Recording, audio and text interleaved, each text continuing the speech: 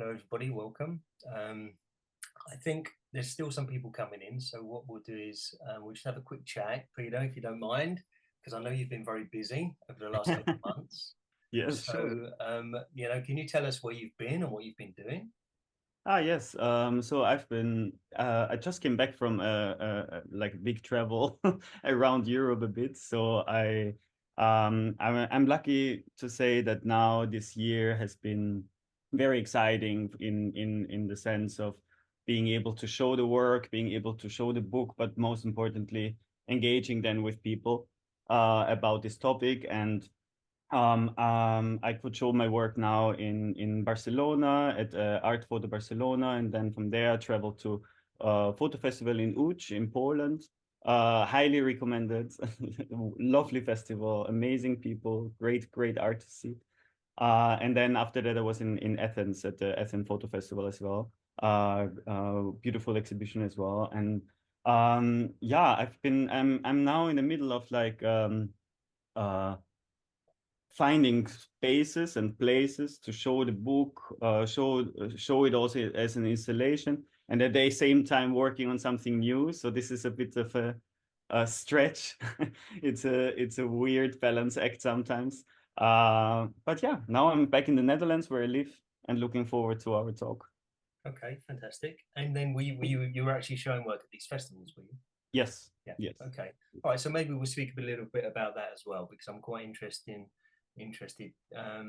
Your book reads in a certain way, Yeah. and I'll be interested to speak to you a little bit after your presentation about how the work translates from the book to the gallery walls. I think that'd be quite interesting. Yes, it's also very interesting for me because I'm Yeah. working on this still. Okay. Well, that's great. Okay. So if you have something you want to show us, and then Yes. once Peter's finished his presentation, we'll have a quick chat. And I think if anybody actually wants to join in the conversation, you can just unmute and you can speak, and that's great. Or you can type into the chat, and Jolene will be able to read out the comments. Okay, so Peter, do you want to bring up your slides? Yes, sure. Yeah, we talked about how we're gonna yeah, organize this talk, and I think when we talk about photo books, there is always a reason for a photo book, so they don't appear out of nothing. So first, I didn't start this book by thinking I'm making a book. No, I wanted to make a project about a certain topic that is really important for me. And first, because before we really talk about the book and how it functions and why it is how it is, I would like to introduce to everyone the project Now Is Not the Right Time and why I did it and how I did it. And then we go further from there. So before I do this, thank you everyone for coming. So I'm very I'm very happy that you're here. I'm very thankful for the invitation. Thank you, Richard, for reaching out, and the festival, and Jolene for this organization. Thank you very much. So I will start with a very basic introduction as a basic PDF, I want to say. I will share my screen and I will talk about my project Now Is Not the Right Time, while you can look at pictures, because I think then you get a good idea how I work. So now is not the right time. I always say this project is about the impossibility of secrets. So I say it's about that secrets in how we think of them actually don't exist. We use very passive words for secret. We use it sounds very inactive. It's silent. It's hidden. It's not. Yeah, it's dark. You know, all these kind of things. But in my experience, a secret is a very transformative power. It's a very active creature. It's something that leaves traces and that will then interfere in the life of other people who are not aware of the origin of the secret. So that being said, of course, this is a personal, I speak here from a personal experience. And in my case, this was the suicide attempt of my father when I was 2 years old. So my father went into the woods with the intention of not coming back. He did come back, he survived, but my parents decided to keep this a secret in my family for almost 20 years. And so this secret, in a way, shaped my upbringing. First, completely without me knowing, but it started when I was, when I was 11 or 12. I started to feel a very, very deep sadness. Actually, not sadness. It's grief. It was really more grief. I felt this grief inside of me, and the older I became, the more intense this feeling came, and I started to have strange dreams that felt like memories, but I couldn't understand them and I couldn't put them into a system. And then later on, I would, in retrospective, mimic certain things that had happened. So, for example, this is a picture of the place where it had happened, where my father tried to commit suicide.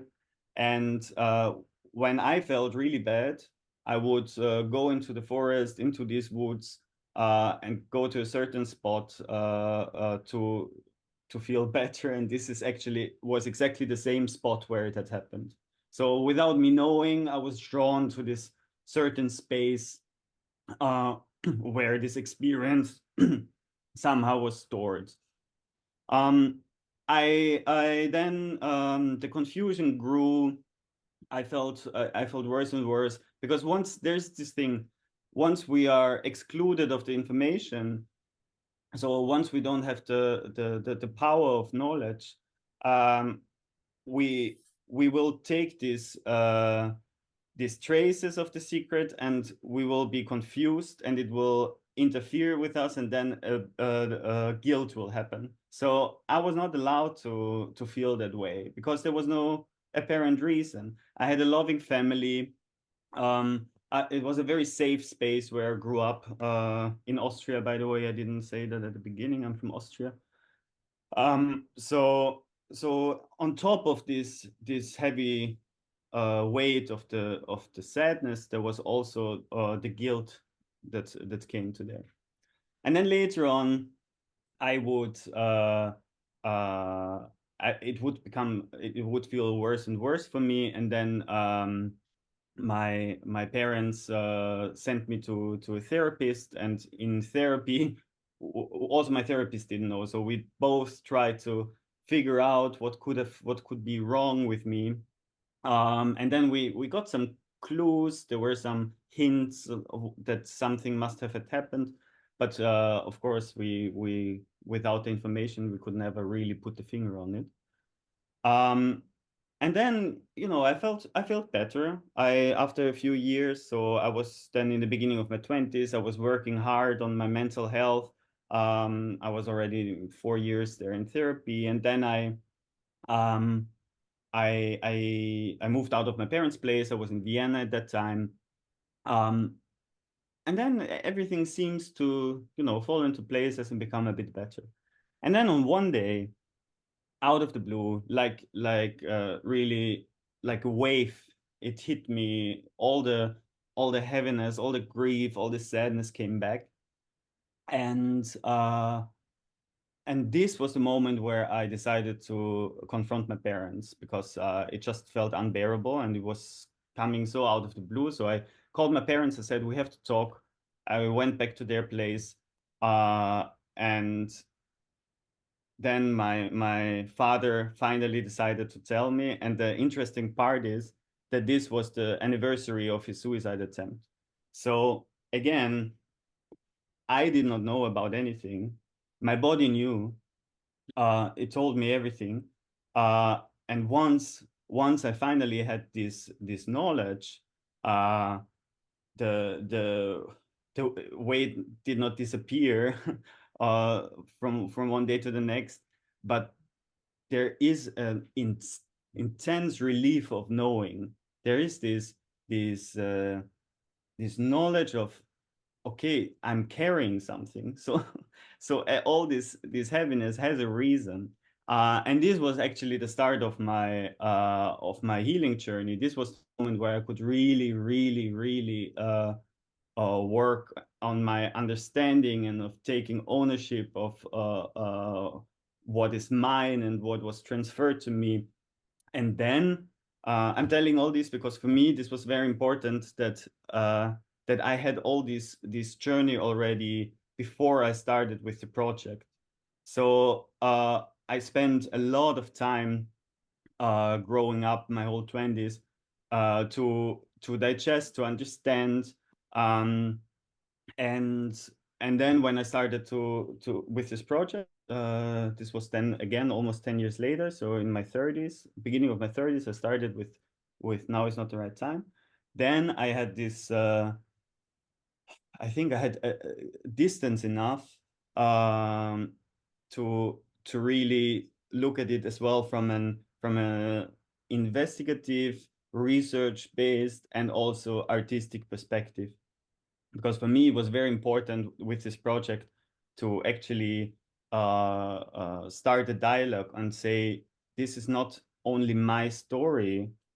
This is the story about mechanism of silence. This is the story about something that happens everywhere. So it's not about the suicide attempt. It's about what happened afterwards by not speaking about it. Uh, and then I had so then I started this project, which means, of course, a long struggle of finding many, like getting information, finding ways how to include my family, finding ways, finding a visual language, finding a way to combine text and images. But first and foremost, for me, it was really a moment where I could understand why I'm doing anything at all. And this is this urge that I have to not continue the cycle of silence. No, I want to share. That's why I'm an artist. I want to share what I experienced, and I want to create a dialogue. And I hope that with this project and with this book especially, I'm able to do so. And with this image, I also want to show that this is yes, it's a project for everyone out there, but at the same time, it's also a project for myself and for my parents. These are my parents, and it was also a healing journey for us and for them as well. That's also important. Uh, and now I'm just happy that the book is there. Uh, this is the book. We will now talk about it.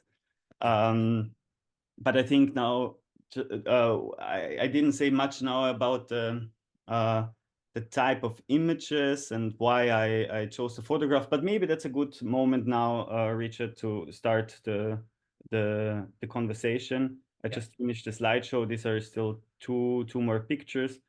Then people have an idea of the visual language. And yeah, and this is it. And I think now we can start with our conversation. Perfect. Well, thanks very much, Peter. Thanks very much for taking us through that. First of all, just, are you okay now? Yes, I am. I am. That's a very nice thing about also having having time, like time before I started the project, but then also when I started the project, I photographed 4 years, for these 40 images that I part of the project. So the first 2 years, all the images I did in the first 2 years, it's not in the book. This was really a slow start into this, and now I'm in a very good place. So I'm very good. Thank you. Okay, good. Important to know that.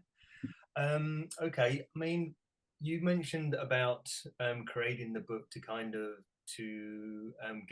make people aware, and there's part of destigmatizing anything. Could be mental health, could be any other kind of traumas. Things that people don't like to talk about. I live in Northern Ireland. There's plenty of stuff people don't want to talk about here. But to destigmatize it, you need to get people talking. Yeah. So first of all, thank you very much for making the book. It's important. And just for everybody else, I mean, I think it's worth telling everybody how I came to the book. I didn't know Peter. I wasn't familiar with the book, and I was in Paris at Polycopies on the boat. If anybody's been there, there's a big boat, and there's tons and tons of books. And I'd been looking at books all day. I'd been to the other place as well. I can't remember what it's called now. But I've been looking at books all day, and fly by now, you have a suitcase and you can only take so many books because your suitcase is only so big. And I think I had space for one book. And I was walking around and I was quite fatigued. And then I came across the Eriskay Connection table, and hearing it was quite interesting. I'm not superstitious, but hearing that you would, and we'll discuss some of these things as well. You said you were drawn to that place in the woods without knowing why. I was drawn to this book for some reason. I really was. And I don't know if you remember the exchange that we had. It was a very brief exchange, but I was flicking through the book. I didn't know who you were. And I looked at the book and I looked at a few pages and I thought to myself, yeah, I'm really connecting with this book. I didn't know what it was about. And I said, yeah, I'll take it. And do you remember what you said to me at all? No, I don't. You said something like, that's the quickest anybody's ever bought the book. Okay. Because I just bought it very, very quickly. And then you said, oh, do you want me to sign it? And I was like, what? And you said you've arrived at the book signing. So I said, right. So you signed it for me. I didn't want to talk too much about it there and then because I wanted to take it away. And one of the beautiful things about photo books is you can they're yours and you can take them away and you can read them in any kind of environment. And I felt that this book was a book that needed to be read in a quiet place. Also, you spoke about waiting a certain amount of time before starting the work. You know, how long through the process or this period did you start thinking about making a body of work about it? You know, before I was a photographer, I did many other things. Like I used to be a dancer, and then I tried to get into film. So I was for 4 years really invested into getting into film school. I wanted to be a director. I did some short movies, really bad ones. One was good, but most of it was really bad. And I was very frustrated because film is not the easiest medium to experiment, because you need a whole team, you need a lot of equipment and a lot of specialized people in small departments to make something happen. So the reason I started photography was very pragmatic, because there I just need a camera and myself.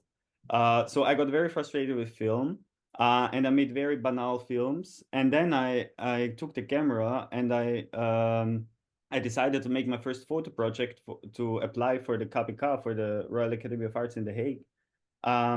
Because I just wanted to understand why I have this drive to do things, to make something, to be a dancer, to be a filmmaker. Then I didn't get, let's start the next medium. So it was not the medium that I was interested in. There was something that made me really do things, but I never really looked at it. And then, I mean, this was a time I was almost 20, so I knew already about The Secret, and I was went through so many things. But sometimes it's so close and so clear that it's very difficult to see.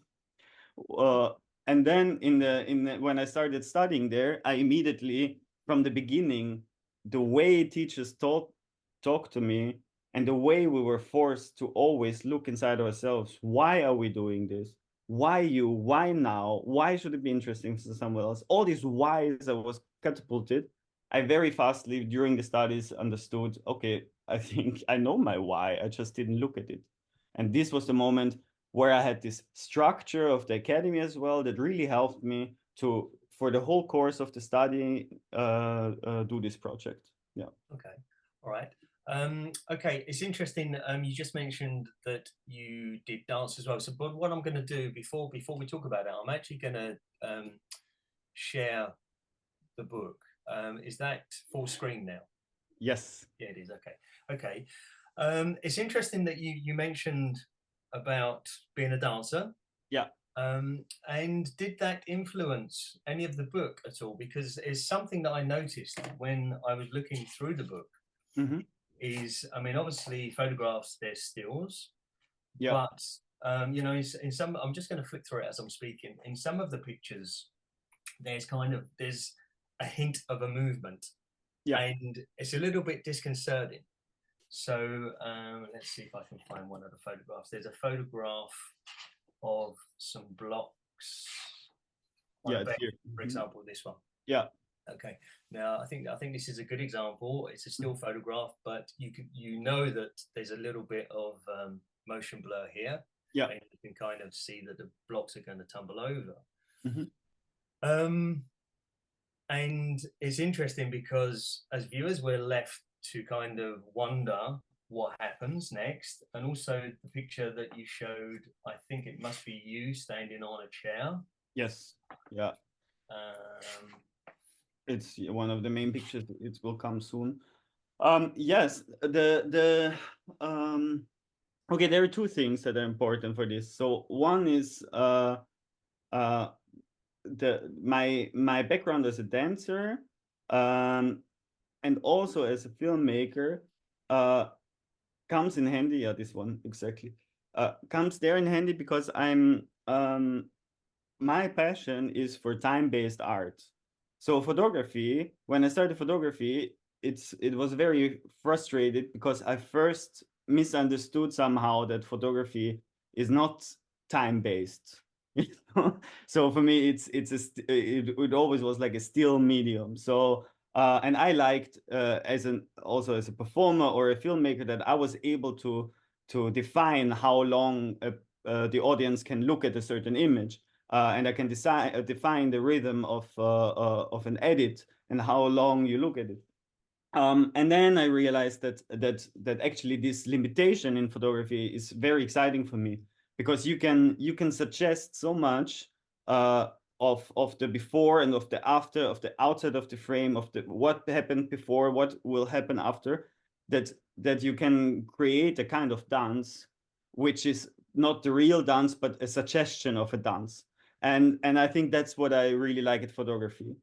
And the second thing is a very banal reason for this kind of movement. Not banal. It's a metaphorical reason. For me, there's a lot of movement in the sense of balancing, losing balance, hanging, kind of like not being in a stable positioning. Because that's for me a metaphor for holding a secret. It's not an easy thing. You have to put a lot of effort. It's not that it's gone. You have to push something underwater which is unsinkable and always hold it there. So these two reasons are for this kind of images. Yeah. Okay, yeah. And then there's the Dr. Bessel van der Kolk, who wrote the book The Body Keeps the Score. Yeah. And I've heard him speaking, and he speaks about he says something like, we express aliveness in the movements that we make. Mm-hmm. And I think he's referring to, you know, when we suffer some kind of trauma, we go into fight or flight. Yeah. And if we go into that state and we're unable to move, it can create big problems. So one therapy that he would encourage is movement therapy. Yeah. And I mean, did you dance at all during your recovery, or?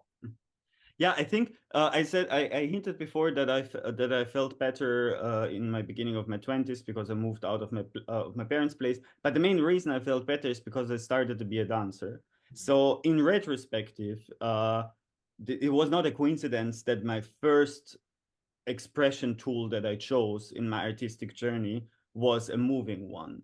It was literally my body trying to get this energy out of it. So I was a dancer for like 8 years. So I did this very, very long and very seriously. But even after I stopped, during the book, for me, movement was a very important, also during the whole process of the project, moving, trembling, having like very intense relationship to my body to release things. That was very important as well. Yeah, and I think that's something that Dr. Van der Kolk will speak about as well. And he says something like trauma is related to physical immobility. And Yeah. if you think, you know, if you feel traumatized, then sometimes your body shape will change. Yeah. Whereas when you release, then you know, you're more mobile and things can be expressed. There was part of the book. Actually, I'm going to speak about the design as well, because Yes. I don't think people can see. So the design of the book is such that it's bound at the bottom. So I think that's referred to as a French fold. So there are some images hidden between the pages, and there's also text hidden between the pages as well. So you have to search for them. So before we talk a little bit more about the dancing aspect or the movement aspect, if we just flick back to the design, Peter, can you tell us, were you involved in the design at all? How involved in the actual book process were you? Yeah, so this is always funny because a lot of people look at the book and then they tell me, "Wow, such an amazing idea to hide the text in between the pages," and it always feels like they are telling this to me because I'm the only addressed person as a person they can address. But then I always say like, you have to thank Cyprian Kauper. He came up with this idea. So yes, of course, I was involved in the design, but in a very in a way of sharing with him, with my designer, the my wishes, what the book should communicate and how it should communicate, and what is important for me, like things that I don't want the text and the images to collide. They shouldn't go in a war together. So there need to be a silence in it, a subtleness, all this kind of thing. We talked long about it, but then he came up with this wonderful idea of hiding this. So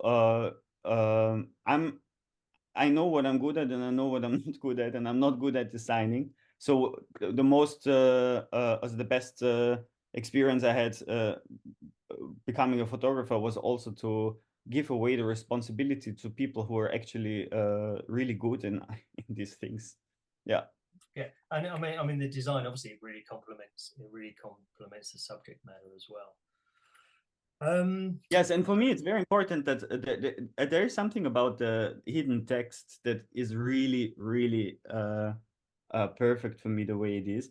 Of course, it mimics a secret. Yeah, it's literal. You know, you have to hold pages apart. But much more important is that the way we function when we have text is that you will always people like to look at text, so they will read it.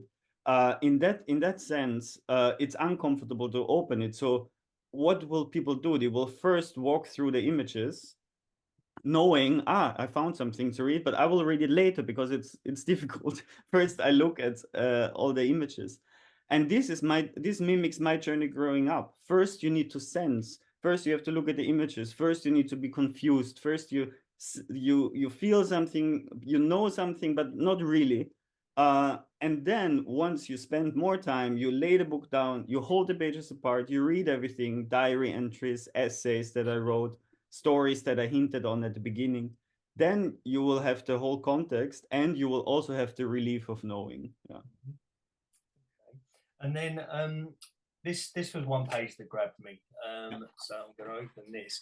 And before you tell us about this, I mean, there's something that I did get from a lot of the photos in the book, and that is there's a kind of performative. There's a performative quality to a lot of the pictures you're performing for the camera.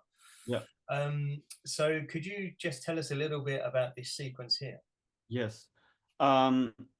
This was a big discussion if it should end up in the book or not, because these are screenshots.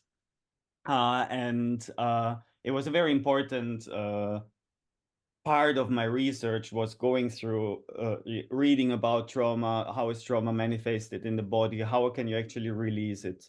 And since I experienced my whole life that my body knows so much that I don't have words for, I wanted to include my body in my research as well. So I was very interested in trying out different somatic techniques to also allow the body to be part of my project, and not only my photography brain. So, but really something that is wiser than me. So I came across this trembling technique called TRE, tension release exercise, which was developed in America to help people with soldiers with PTSD. And very shortly, very easily said, you bring your body through through certain positions into a state of natural trembling, and then depending on what is stored in your body, this can become like really intense movements. And can maybe I shared my screen to show the video in the meantime while I talk about this. Yeah, I think, can you? Yeah. Do you see my? Yes. Okay, perfect. So so I tried this technique, and my body reacted really intensely to it. So the important part is that this is all uncontrolled movement. So I have I don't interfere in what is happening. I just watch and allow what's going on. And so this became really a coping mechanism during the project as well, because it was, of course, still a very intense process that I went through, and I was confronted with many things. So this was one of the things that I did in order to release all this energy and this heaviness. And when I did it for the first time, I was very scared, and there was also there's a story inside the book that relates to that, because for a whole day I could not stop. So it's also something you should do in a more safer setting. I put myself there a bit into I was alone, so I then later on got help. But if you're interested, please also, when you do this kind of things, try look at settings, and but then I trained it, and everything was now it's really one in my toolbox. And here, for example, I did a performance where I'm trembling in front of the woods where it happened with my father. Yeah, and these are the screenshots in the book.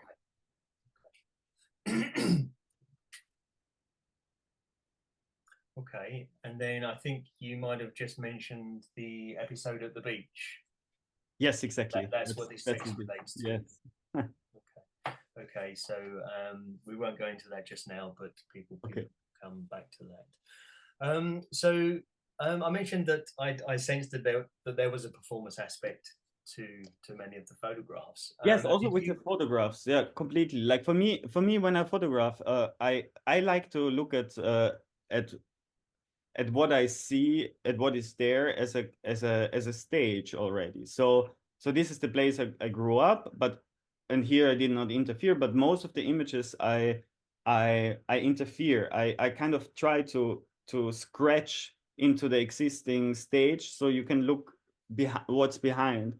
So I really I'm not a world builder. Like, there are a lot of great photographers who build worlds. I don't see myself like this. I'm trying to like interfere in the existing world in a way that let us look maybe behind. So I create a little hole. That's what I'm trying to do. And for me, it really helped to stage then, and to interact with the objects and my parents. Yeah. Okay.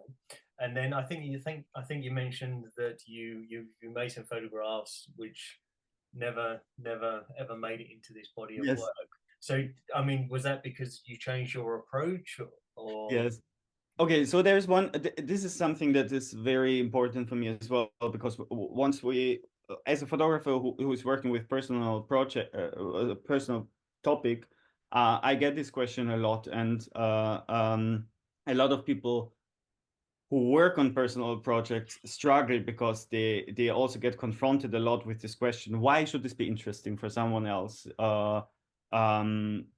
Because it's so personal. So so there is this tendency to say that to give people the feeling that the personal is not good enough. And there I really want to say this is I think this is a little bit of a miscommunication. The personal is universal, always. Like, we all are humans, we all know the same emotions, we all are going to die, and we all are born. So we share the personal, so it cannot be too personal.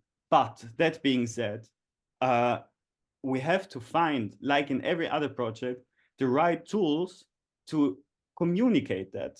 And there is, especially in personal projects, there are some traps. And one of the traps are, because it's a personal project, everything we look at is already loaded with meaning that only we have access to actually go through. It's that banal. So I look at my parents and I see much more than as if you would look at them. I look at the house I grew up and it's a completely different meaning. So what I did the first 2 years was documenting my parents, photographing, making beautiful portraits of them, and then realizing that it doesn't communicate, because people see an elderly couple and not the feelings that I share to them. The same with archive. To work with archive is lovely, but it's also really difficult. I used a lot of archive at the beginning and a lot of documentary style of images, and none of this is there except of one little archive picture between the pages. That's the only archive that made it into the book. But yeah, so for me, it was really one of the most challenging aspects of the project was finding a visual language that not only speaks to me, but also to an audience outside. Yeah. Okay, that's interesting. And then, by the way, if anybody has any questions, or if anybody wants to make any comments, I mean, please feel free to join in. That's fine. Otherwise, you're going to have to listen to me talking.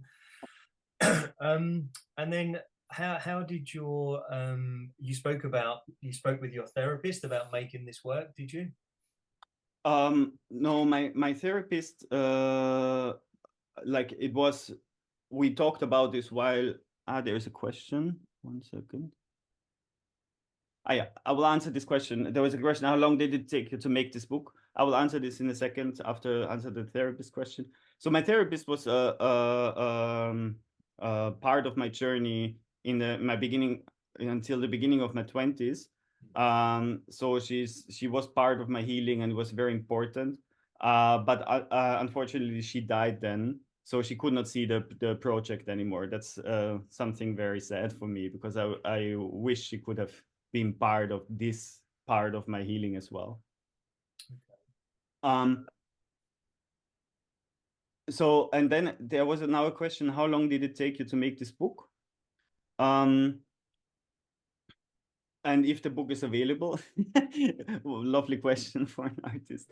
Yes, the book is available. You can find it on the website of the publisher, but also in many bookshops. So I also know that in the UK it's also sold by, now I forgot, photobook store. No, photobook store. Yes, photobooks. Yeah, exactly. There as well. Photobookstore.co.uk. You can find yes, it. Exactly. There you can find it. But just Google the title of the book, and then you will find also stores that have it, or you order it online. Thank you very much, Julien. There is a link. And how long did it take to make the book? 2 years, but the book was, so 4 years photographing, 2 years on the book, but the book was actually ready designed, and then it still took 2 years to make it. So actually it took me 2 years to finance the book. That's the actual question, the answer to the question. So it's a very expensive book, and I needed to get a lot of funding and crowdfunding in order to make it possible to publish. I'll just add a little side note. It's an expensive book to make. It's not expensive to buy. Yeah, that's true. It's 40 euros. It's actually, for what it is, I think, a really good price. Thank you, Richard. That's okay. Don't you're want to put anybody off. Yes. Okay, so when you're making a very personal work, and you're making a very personal work, which kind of it tells other people's stories as well. I mean, it's based on your story, but also your father's story and also his mother's story as well. So Yeah. there's lots of people who are kind of could be affected Yeah. by the I am assuming that you spoke with your family and you told them what you were doing. At that point, was it towards making a book or just a body of work? Yeah, it was at the beginning because it was my graduation project in 2021. So they knew I'm gonna show so the first discussion was okay, this will be the first time at the graduation show that I will show this book publicly. So that was the first moment. So of course we sat down, of course we talked about it, and my parents said yes, it's fine for them. And then there was coming the book, and then there were coming other exhibitions. So we had to reevaluate this agreement. But I also have to say that this was quite tricky at the beginning for me, because during the process of making the book, my parents also were confronted with their guilt. So through making this project, and I'm very happy about that, they also realized their role in creating this pain. So they tried to keep me from pain, and then they created a new form of pain. And that's for a loving parents very difficult to handle with. So we just wanted the best, but what happens was bad. So then when they gave me the allowance to do whatever I want, I also had to think for myself, can I use this allowance? Because if it comes from a place of guilt, maybe it's not so okay for them as they say. But then through the reaction of the audience and seeing how people see in this book not only the project but also like a love letter to my family, and seeing how people talk about it, that it's very caring and careful, then I realized, no, I can do it. It's fine. It's good. And did your parents have any input at all apart from the text? I know there's some text Yeah. from your sister. Is it just one sister? No. This is also like they had a lot of input in giving information. So especially the first 2 years, I was interviewing them a lot. That's also something. As an artist, it's more easy to ask certain questions than a son. So to gain the strength to ask my father, why did you want to leave me and my mother and my sister who was 3 years at the moment and my brother who was newborn. So to ask, why did you go into the woods? It took me many years and a camera and a microphone, and then I was sitting there and asking this question for the first time. So that's also an interesting aspect of working on something, yeah, to get the distance. And then before we look at the question, Yeah. how do they feel about the book? I mean, has it helped your family? Yeah. So yes, definitely, because there's also one thing about once the silence is broken, my parents also said we can always talk about it, and then it never happens because you fall. We all know this, with family you fall into patterns. You go back, and so we were silent again for many many years, and then I suddenly, not suddenly, but then I came with this book and with this project, and now I recolored this thing. So now I really took ownership of this story, because I always say this is not the story of my father. This is my story. This is the story of what a secret did to me. So I feel comfortable sharing this because it's my point of view. If I'm not saying this is the story of my parents. No, I couldn't do that, and I don't want to.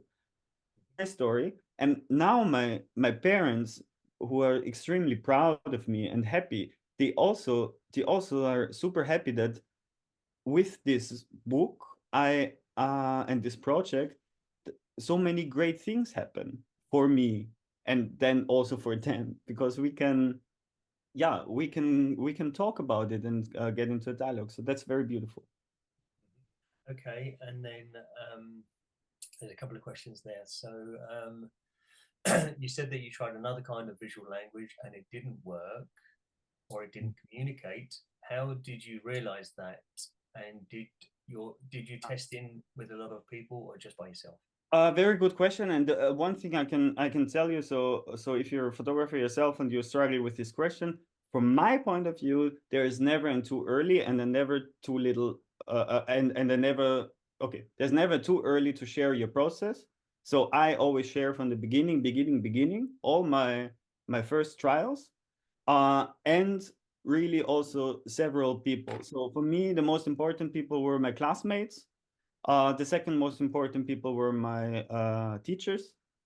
And now I have like now it's my friends, you know. So I shared with friends, but I'm working on something new, and it's very in the early stage, but I'm already sharing. So I really think share as much as possible, as early as possible, but with the right people. So that's the tricky part. Like, or become really good in taking different feedback and leaving the ones where you feel this doesn't feel right away, because that's important. Not every feedback is fitting to the stage where you are. But really, like, if you trust people, share, and yeah, that helped a lot. Okay, and Alison's made a really interesting point as well. She says the concept is really interesting and beautiful. And she has a family secret, or a family have a secret that came to light when Alison was 24, and then it inspires her to give that secret a voice, and that's really interesting. So one of the things that I found when I released my work, which is a very personal work, was when people reached out, it kind of gives you a lift, and you know that other people, there's something about collective grieving, even though everybody grieves differently and for different reasons, which can be very, very helpful. So have you found that lots of people are reaching out to you?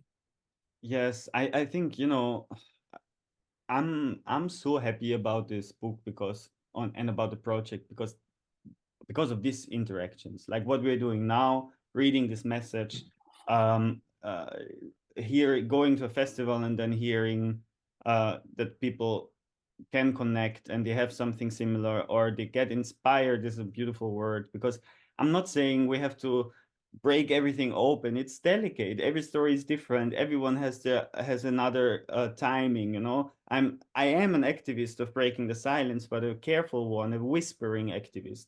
So I want to carefully share with others, and that's and if this has some kind of positive influence for someone else, I'm the most happy person. I'm not a photographer I didn't become a photographer to make beautiful prints, you know. Maybe this is a side product, but it's really these interactions that make me feel warm and at the right place.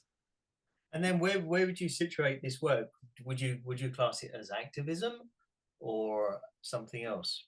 No, I think it's a difficult. I think it's very difficult to define it because it's a gray zone. I'm an activist, so I realized like me speaking is so there is no doubt, and I think my book is.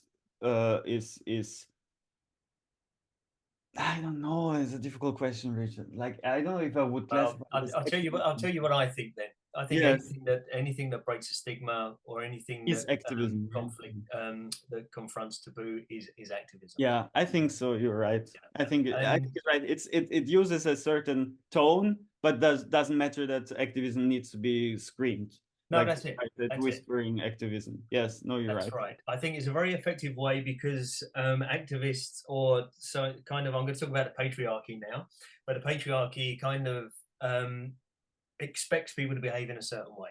Yeah, Okay. So when you say I'm an activist, then people will expect you to behave in a certain way. But anybody who's been involved in activism knows that to affect change, there's many different roads, different types of activism. yeah, It could be just talking to people around the kitchen table, talking to your family. It could be I yeah, don't know, putting posts on social media. It could be marching on the streets collectively, writing to MPs, making photo books, yeah. creating art. And when all of these strands come together, that's when change is effective. So it's very, very Yeah. powerful. Okay, does anybody else have anything?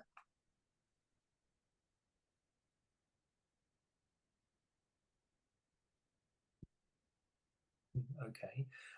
So one thing that I was wondering about is, you know, I look at a lot of photo books, and some books are kind of translate to the exhibition space very easily.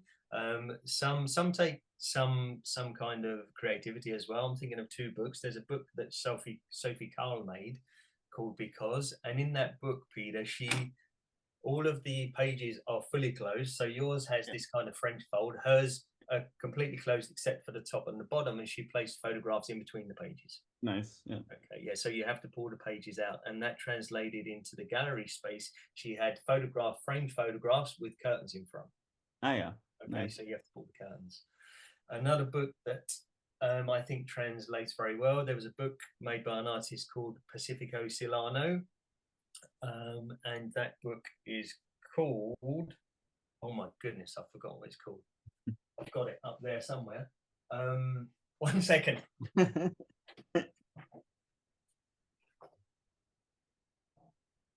Yes, I wish I never saw the sunshine.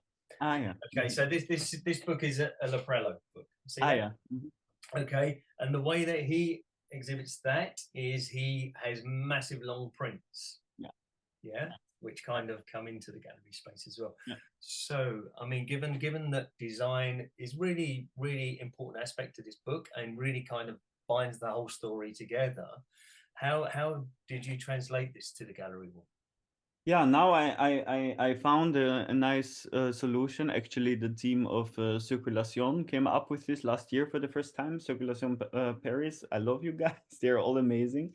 But they had this for the first time the idea to make floating prints, which are like 20 centimeters from the wall, and then they were hiding the text behind it. And I developed this now in certain things. So what I do now is I have bigger prints, which are mounted really floating from the wall, not hanging. I hate these hanging things. They have an arm to the wall, so they really seemingly float. And then I hide also other images behind them.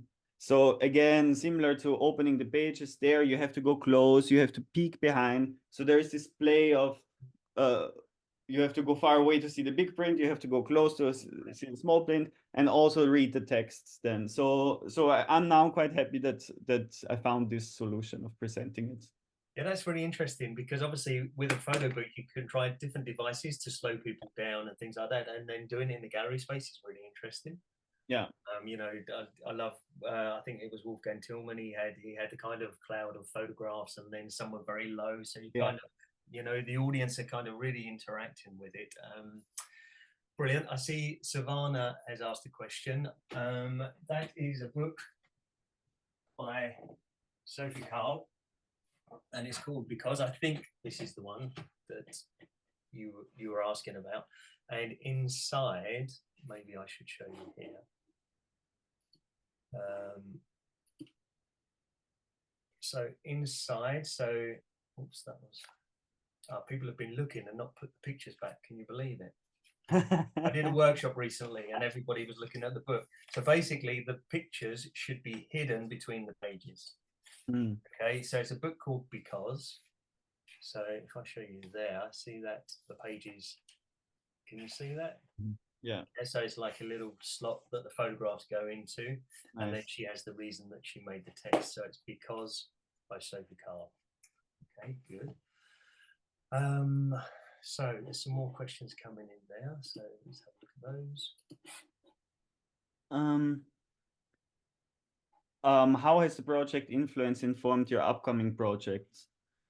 Yeah, good question. My upcoming project. So I'm working on I felt very scared for my next project, because this feels like it's my memoirs almost. That's how it feels like. It's the reason why I became an artist, and now what's next.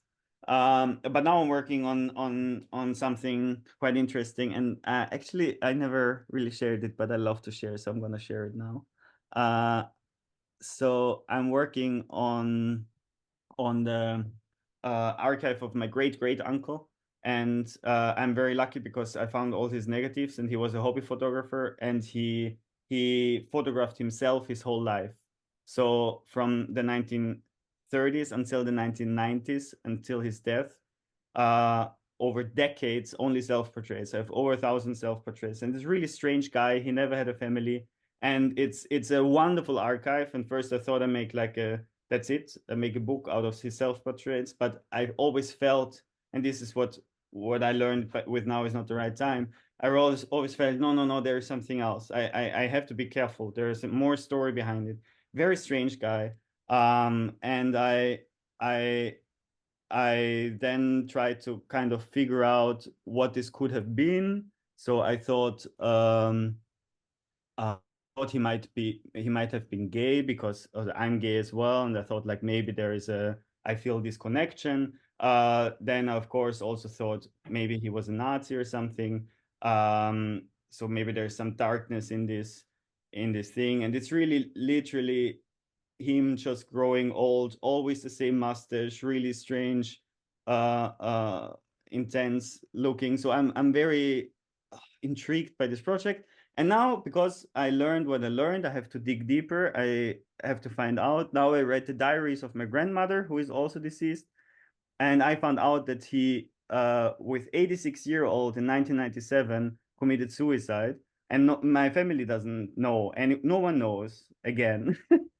Only I know now because I read her diaries. So I have this insanely beautiful archive of this guy who no one knew him, and the information that he actually committed suicide at 86 years old, or tried, and then 2 weeks later died.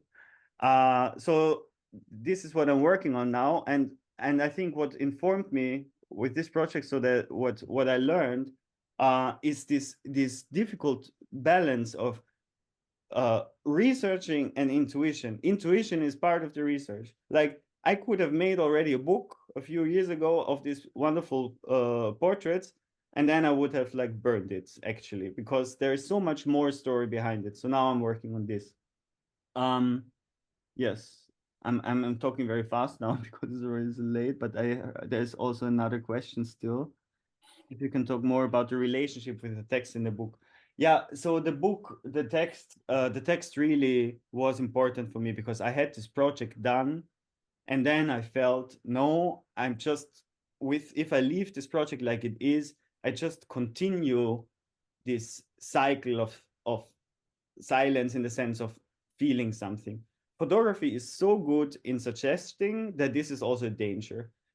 This, if we, it's also now, there's also certain visual style now very in fashion, and I'm not saying it's bad or good, but it's just there that a lot of suggestion is put on the audience, and then they are left alone with it.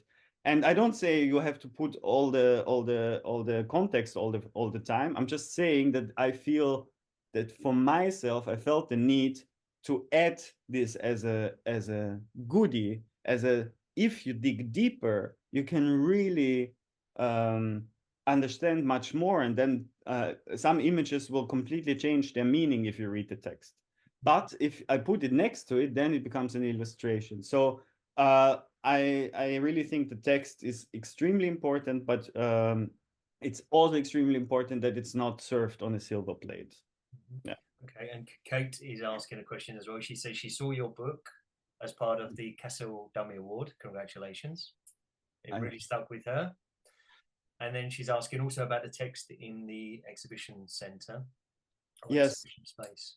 So the last thing now that I tried to do is that I use the text very small, framed. I don't know. I can you see this? Yeah, so they're in the black frames, are they? Yes, and they're also partly hidden. So for example, here this one, there's text you have to go close. Yeah. Okay, yeah, okay. So And then this is how are those pictures hung? They have there are two options. One is a TV mount. That's okay. the easiest option. But here, this was in Athens, and they created small, like I don't know, like arms, small arms. Yeah, okay, yeah.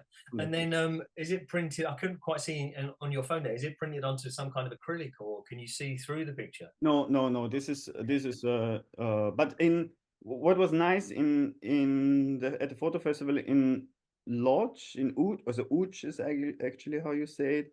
There we had a a cloth also printed on fabric, and I did this for the first time. I'm also quite happy because I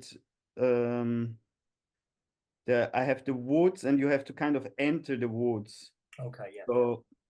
So there we had a little fabric with hanging like this, and it's funny that I showed this on the phone. And there we also had this like floating prints. I don't know if you can see this well, but you can look it up soon. Okay. Yeah. Fantastic. It looks great, actually. Okay. Okay, so we're over the hour now. Does anybody else have anything they want to say before we go? Oh, Jolene's saying that the recording is going to be made available on YouTube. Any more questions before we say goodbye? It's always weird saying goodbye on Zoom because you're all here and then all of a sudden it's donk. Yeah, would be nice to have a drink now. Well, you can have a drink. Yes, I will. We can all go and have a drink. Okay, well, Peter, I mean, thanks very much for sharing such personal work as well. As I say, when I first saw it in Paris on the boat, I was drawn to it, and I felt a connection without even really looking at many of the pictures. But I just knew that it was something that I wanted to take away and spend some time with. So thank you very much for making it. Everybody here now is saying thank you, thank you, thank you. Yes, I'm brilliant. Very happy. Everybody loves it. Oh, thank you very much for the invitation, and thank you for having. I like now that you told me this, you were drawn to the book, so thank you for your intuition, because it's a very important one, and that after this intuition it came to this wonderful talk. Thanks for your questions and for your preparation and how you very comfortably and carefully guided this whole thing, so thank you very much. And thanks for everyone who listened and who shares the love right now, because this is very beautiful for me. Thank you. Okay, well, thanks everybody. Thanks for coming. And, I'm sure we'll bump into each other and stuff. Yeah. Okay, it's a small world. All right. Thanks, guys. Have a good night. Bye-bye. Thanks.